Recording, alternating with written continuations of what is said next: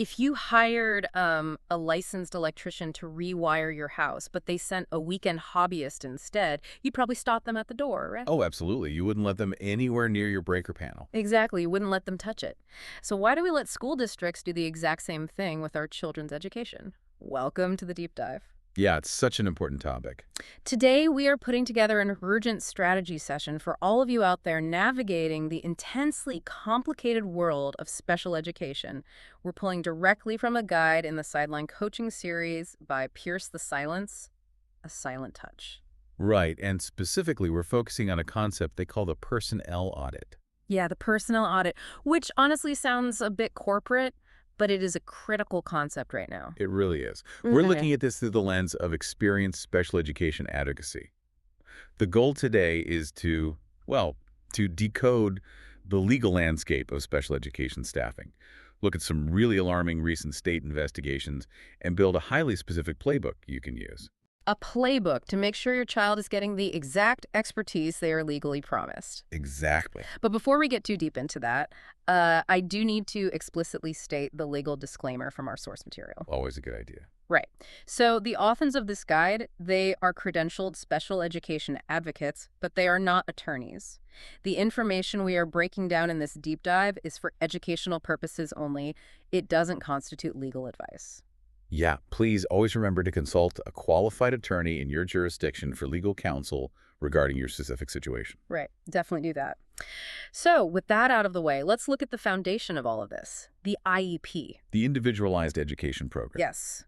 When a parent signs that document, they aren't just signing a wish list. They are signing a legally binding contract. And that is probably the most important mental shift a parent can make. Yeah. It is a contract between you and the school district. Like the electrician. Exactly like the contract you'd sign with that electrician. It comes with a strict promise of specialized expertise. Mm. And there is a massive federal backbone supporting this. Right, the federal regulations. Yeah, specifically 34 CFR Section 300.156. That actually requires state agencies to ensure that personnel are appropriately and adequately prepared and trained to serve children with disabilities. Appropriately and adequately prepared. I mean, that sounds like pretty firm language. It is firm. And the U.S. Department of Education, they actually doubled down on this recently with a policy document. Oh, right, the OSEP Memo 2201. Yes, OSEP Memo 2201, essentially telling districts across the country in no uncertain terms that children with disabilities must be taught by qualified professionals. So there is a national standard at play here, even if the specific guide we are looking at from Pierce the Silence focuses heavily on Maryland. Right, because every single state has to take that federal mandate and translate it into their own concrete checklist of credentials. All right, local. Yeah, make it actionable. So in Maryland, it's governed by a regulation called COMAR 13A.12.02. Okay, COMAR 13A.12.02. And that code establishes the specific licensing requirements for special education teachers. It's basically the state's way of saying, here's the exact rigorous training an educator must complete to legally provide these services in our schools. Okay, I hear all these legal codes, but let me just push back for a second, because we have to talk about the reality of school staff. Sure. The people working in these buildings are generally wonderful people. They care deeply about students. Oh, absolutely. So if an educator is kind and patient and, objectively good with kids, does a highly specific state credential really matter that much on a random Tuesday in November? It matters immensely. I mean, being good with children is a beautiful trait, obviously. Right. But we are talking about a legal and educational concept called specially designed instruction. Right. The phrase that gets thrown around in literally every single IEP meeting. Yeah, specially designed instruction, or SDI. And SDI is not general caregiving. It's not, just sitting next to a student and helping them sound out a word. Right, gets look way deeper than that. Way deeper. It is a highly specialized, scientifically backed methodology for teaching a child whose brain processes information differently. Okay. It requires an understanding of complex neurodevelopmental profiles. It means looking at behavioral data tracking minute by minute. Wow. Yeah, and understanding the difference between, say, a neurological meltdown and willful defiance, and knowing how to modify the cognitive load of a curriculum on the fly. That is a lot. It is. An uncertified person, no matter how kind or well-intentioned, they simply do not have the training to do that. It makes me think of Like buying a suit. You can go to a department store and buy a beautiful off-the-rack suit. The Right. salesperson is helpful, the fabric is nice, and for most people it works perfectly. But if you need a suit tailored to highly specific, unique measurements, that off-the-rack suit won't fit. No, it won't. And the salesperson doesn't know how to reconstruct the seams. You need a master tailor. A child with an IEP needs the master tailor. That is a perfect analogy. Placing them with someone without that specific certification is a fundamental denial of the service they need to make actual educational progress. Right. And that denial of service is happening right now at scale. There is a massive disconnect between what that federal law requires and what school districts are actually doing on the ground. Which brings us to the data. Yes, we know this definitively because of the 2025 Maryland State Department of Education complaint investigations. Yeah, I was looking at those MSDE findings, and I was genuinely floored. I mean, I expected to read about a paperwork error here or there, maybe a missed meeting. Right. But parents are actually catching districts completely substituting uncertified staff, and the state investigated and confirmed it. They substantiated the violations, meaning the state looked at the parents' evidence and officially ruled that the school districts were breaking the law. That is wild. These formal administrative records are incredibly revealing. Let's talk about the actual lived reality of these case studies because it's just shocking. Take a recent state investigation out of Prince George's County. Oh, yeah. Reference number 25038. The state found a child went an entire school year without being provided special education instruction from a certified special educator. An entire school year. Just think about the developmental time lost there. An entire year where a child was denied the specialized expert instruction they were legally promised in their contract. It's heartbreaking. And we see this repeated. In Anne Arundel County, another substantiated violation for failing to ensure required instruction was provided by a certified educator. That was reference 25049. Right. And in Howard County, reference 25395, they were cited for using uncertified staff right from the start of the 24-25 school year. But, we do have to acknowledge the context here. Districts are facing historic staffing shortages, budget crunches, and just massive teacher burnout. That's very true. Administrators are desperate just to put an adult in a room so they don't have to combine classes. But understanding why a district is cutting corners doesn't change the fact that it is illegal to fulfill an IEP with an uncertified proxy. Exactly. The desperation of the district does not invalidate the civil rights of the child. Say that again? The desperation of the district does not invalidate the civil rights of the child. And what is perhaps even more concerning than the staffing shortage itself is how some districts attempt to mask the issue. The cover-up. Yeah, they try to find administrative loopholes to make it look like they are compliant. Which brings us to the distance loophole. There was another case in Prince George's County reference 25066 where the district tried to claim they were meeting the legal requirement because a certified staff member was providing consultative support from a distance. Right. So the uncertified person is in the room with the child actually trying to teach, while the certified special educator checks in occasionally from somewhere else. The district basically argued that this satisfied the statutory requirement for direct instruction. Which is ridiculous. The state, thankfully, shot that down. They substantiated the violation and confirmed that distance consultation absolutely does not count as direct, specially designed instruction. Here's where it gets really interesting. Claiming consultative support from a distance counts as direct instruction is like a master chef FaceTiming a waiter and calling it a Michelin star meal. Exactly. It physically does not work that way. The chef has to be in the kitchen cooking the food. The expert tailor has to be the one pinning the fabric. Yep. The certified educator has to be in the room delivering the specialized instruction, reading the child's real-time reactions, and adjusting the methodology on the spot. You cannot outsource specially designed instruction to a well-meaning proxy.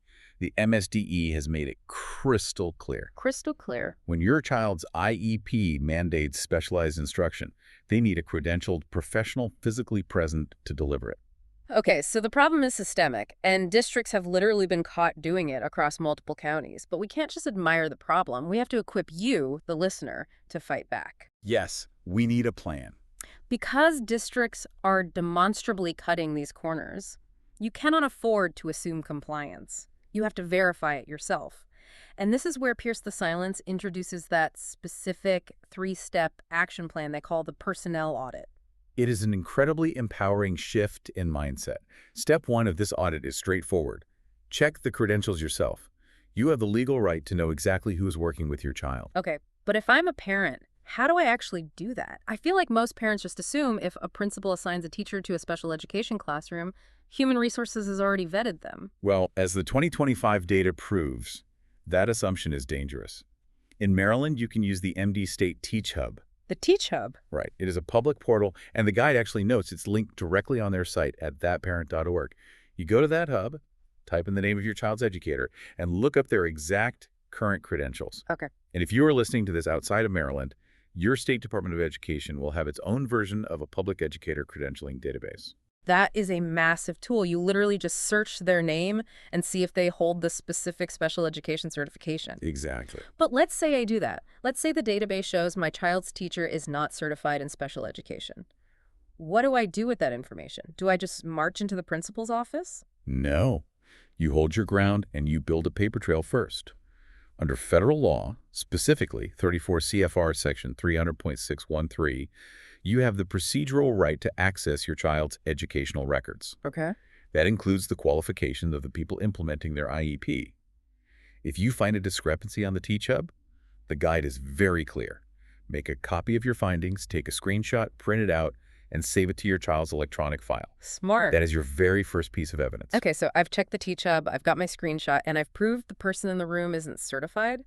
But what if the school just points to the IEP contract and says, well, you signed this document agreeing to how we deliver the service? And that is exactly how they trap you, which is why step 2 of the personnel audit happens by reviewing the fine print of the IEP itself, specifically the service delivery page. The service delivery page, that's the grid that says, like, how many hours of reading or math instruction the child gets each week, right? Correct. It outlines the service, the frequency, and crucially, who is delivering it. Ah, okay. The guide warns parents to look out for very sneaky wording in that provider column.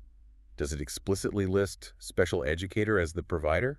Or does it say special educator or instructional assistant? Wait, really? Just sleeping the word OR into the column? Yes. If you see that word OR, the district has legally built a loophole directly into the contract to bypass the certification requirements we just talked about. That is wild. They are getting you to agree, in writing, that it is perfectly acceptable for an uncredentialed instructional assistant to deliver the specially designed instruction instead of the certified special educator. So, what does this all mean for the parents sitting in that IEP meeting?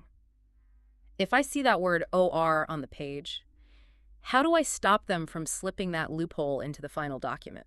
Because let's talk about the psychology of that moment. Right, it's tough. You are likely in a cramped conference room, sitting across a table from a principal, a general educator, a special educator, a school psychologist, and maybe a district representative. 5 or 6 professionals telling you this, or instructional assistant phrasing, is just standard district language. They do say that. It is terrifying to push back against the people who control your child's daily schedule. It is intensely intimidating. It Yeah. feels like you are being difficult or uncooperative. Yeah. But this is exactly where your power lies. You must refuse to accept non-compliant language before the document is finalized. They'll say no. Exactly. You have the right to look at that team and state clearly, my child requires specially designed instruction, which by law must be delivered by a certified special educator. I do not consent to including or instructional assistant in the provider column because an assistant is not credentialed to provide specially designed instruction. You literally cross out the loophole before the ink dries. You force the contract to reflect the law. And if they push back, you remind them of the state regulations and the federal mandate. You do not let them build their staffing shortage solution into your child's legally binding contract. But what happens if it's too late? What if you are a parent listening to this deep dive right now, you go check the Teach Hub this afternoon, and you realize your child has been taught by an uncertified staff member for the last 3 months? Yeah, that happens a lot. You already signed the IEP without catching the loophole, or maybe the IEP does say special educator, but they just ignored it and put an uncertified sub in the room anyway? That brings us to step 3, which is the offensive strategy. Okay, the offensive strategy. If you find a credentialing gap, do not wait for the next scheduled meeting. You must act with absolute urgency. What does that offensive strategy look like in practice? The very first move is to consult with a special education advocate immediately. You have the evidence from the Teach Hub, you have the IEP contract, and now you need a professional to help you navigate the administrative system. Navigating it to get what exactly? To secure what is called compensatory services. Let's really break that term down. Yeah. Because compensatory services aren't just like a fine the school pays to the state. No, it goes directly to the student. If the district failed to provide a certified special educator, they have breached a legally binding contract. Right. Compensatory services are educational services awarded to a student to make up for the time they were denied their legally mandated specialized instruction. Think of compensatory services like back pay. If your child was shortchanged on the expert instruction they were legally promised, the system owes them that time and expertise back with interest. That's a great way to look at it. It's not just the district saying, oops, our bad, we'll try harder next semester. It's you owe us the specialized instruction you failed to provide. And securing that back pay is a complex negotiation. It's not always a simple minute-for-minute calculation. Right. The goal is to put the child in the educational position they would have been in if the district hadn't broken the law. This is why a qualified special education advocate is so critical here. They know the rules. They know the legal thresholds, they know how to present the evidence you've gathered in your personnel audit, and they know how to negotiate for robust compensatory services. What kind of services are we actually talking about? Well, it could be intense, one-on-one private tutoring funded by the district. It could be highly specialized summer programming or, other targeted evidence-based interventions designed specifically to close the gap created by the district's failure. Okay. But the district is rarely going to offer these robust services voluntarily. You have to force the issue using the evidence you gathered. This entire personal audit concept really represents a massive paradigm shift for families. It takes the parent out of a passive role, Right. where you just drop your kid off at school and hope the administration is doing the right thing behind closed doors. And it puts you into an active auditing role. Which is the defining ethos of Pierce the Silence. You are the first line of advocacy for your child's education. The first line. You cannot assume compliance, even from well-meaning school systems. The system is stressed, it is understaffed, and as the 2025 MSDE complaint findings unequivocally prove, corners are being cut at the direct expense of students with disabilities. Yep. You have to use your voice and your vigilance for your child's victory. It really is about claiming that victory. Knowing your rights is one thing, but knowing how to actively audit those rights, knowing how to check a database, spot a loophole on a grid, and negotiate for back pay, that is how you actually change the trajectory of a child's life. Knowledge combined with action is the best defense against a system that often relies on parents simply not knowing the rules of the game. Absolutely. Well, we want to thank you for joining us on this deep dive into special education advocacy. It's been great. Before we sign off, I want to leave you with something to think about. We started the session talking about hiring an electrician. When you hire an electrician, the state licensing board does the heavy lifting to ensure you get an expert. Right. You don't have to go audit their credentials while they're working in your basement. But in special education, as we've explored today, the burden of ensuring that legal expertise is falling squarely on the shoulders of exhausted parents. Yeah, it really is. So if parents are being forced to play private investigator just to ensure a legally binding contract is honored by a public school, what happens to the thousands of children whose families don't know how to run a personnel audit? That's the real question. Are we inadvertently accepting a system where a child's right to specialized education depends entirely on their parents' free time to audit the school's HR department? Keep fighting for that victory and keep checking those credentials.